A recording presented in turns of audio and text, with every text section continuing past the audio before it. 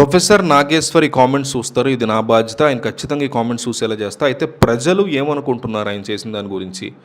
I support Nageshwar, I don't support Nageshwar. Professor Nageshwar కరెక్ట్గానే చేశారు, professor Nageshwar కరెక్ట్గా చేయలేదు. ఈ రెండిట్లో ఒక్క కామెంట్ చేయండి.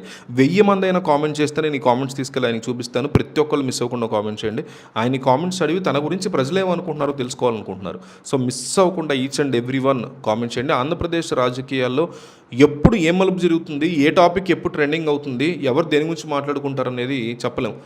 సో తాజాగా ప్రొఫెసర్ నాగేశ్వర్ సంబంధించినటువంటి ప్రముఖ విశ్లేషకురైన ఆయన చేసినటువంటి వ్యాఖ్యలు రాష్ట్ర రాజకీయాల్లో ఒక పెను సంచలనానికి ఇవి తెరతీసాయని చెప్పుకోవాలి.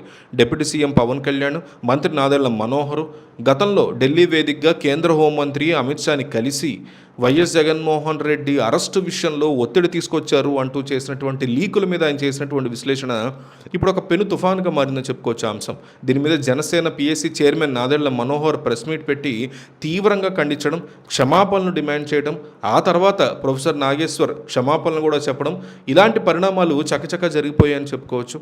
అయితే ఈ క్షమాపణల యొక్క పర్వం ముగిసినప్పటికీ తెర వెనక అసలు కథ వేరే ఉంది అంటూ పొలిటికల్ సర్కిల్స్లో ఒక సరికొత్త ఊహాగానాలు అయితే జోరందుకున్నాయి.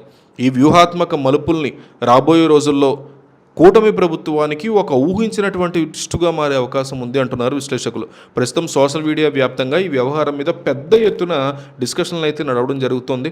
ప్రొఫెసర్ నాగేశ్వర్ బహిరంగంగా క్షమాపణలు చెప్పినప్పటికీ ఆయన అమిత్ షా, పవన్ కళ్యాణ్ యొక్క భేటీ గురించి ఉటంకించినటువంటి కొన్ని అంతర్గత విషయాలు కూటమి నేతల్లో ఒక తీవ్ర కలకలాన్ని ఇంటర్నల్గా లేపిస్తున్నాయి అంటున్నారు సోషల్ మీడియాలో. కేంద్రంలోని బీజేపీ పెద్దలకి జగన్మోహన్ రెడ్డికి మధ్య ఉన్నటువంటి స్ట్రాంగ్ సంబంధాల మీద నాగేశ్వర్ లేవనెత్తినటువంటి అంశాలు కేవలం అపోహలు మాత్రమే కాదని, దీని వెనక ఏదో బలమైన రాజకీయ వ్యూహం ఒకటి దాగి ఉంది అనేటువంటి ఆరోపణలు కూడా గట్టిగానే వినిపిస్తున్నాయి. ఈ ఇష్యూ ఇంతటితో ముగిసిపోకుండా కూటమి భాగస్వామ్య పక్షాలైనటువంటి టీడీపీ, జనసేన, బీజేపీ వీళ్ల మధ్య అంతర్గత విభేదాలకు కూడా ఇది దారితీసే ప్రమాదం ఉంది అనే గుసగుసలు కూడా గట్టిగా వినిపిస్తున్నాయి. వైఎస్ జగన్మోహన్ రెడ్డి విషయంలో కేంద్రం సానుకూలంగా ఉందనేటువంటి సంకేతాలు కనుక ప్రజల్లోకి వెళితే అది కూటమి యొక్క మనుగడకే ప్రమాదంగా మారే అవకాశం ఉందనే చర్చ కూడా నడుస్తుంది. మరోవైపు ఈ మొత్తం ఎపిసోడ్ మీద ప్రతిపక్ష వైఎస్ఆర్ కాంగ్రెస్ పార్టీ శ్రేణులు సరికొత్త సోషల్ మీడియా ప్రచారానికి కూడా వీళ్ళు పదును పెట్టారని చెప్పుకోవచ్చు. ప్రొఫెసర్ నాగేశ్వర్ తన వ్యాఖ్యలని ఉపసంహరించుకున్నప్పటికీ అందులోని రాజకీయ కోణాన్ని వైసీపీ ఇప్పటికే చాలా గట్టిగా వాడుకోవడం మొదలుపెట్టింది. ఇది కూడా భారీ ట్విస్టే కూటమికి. ఒక సీనియర్ విశ్లేషకుడు అంత నిర్దిష్టంగా మాట్లాడారు అంటే కూటమి పార్టీల అంతర్గత సమావేశాల్లో ఈ చర్చ ఖచ్చితంగా జరిగి ఉండొచ్చు అనేటువంటి అనుమానాలు మాత్రం చాలా స్ట్రాంగ్గా డిస్కషన్లో నడుస్తున్నాయి.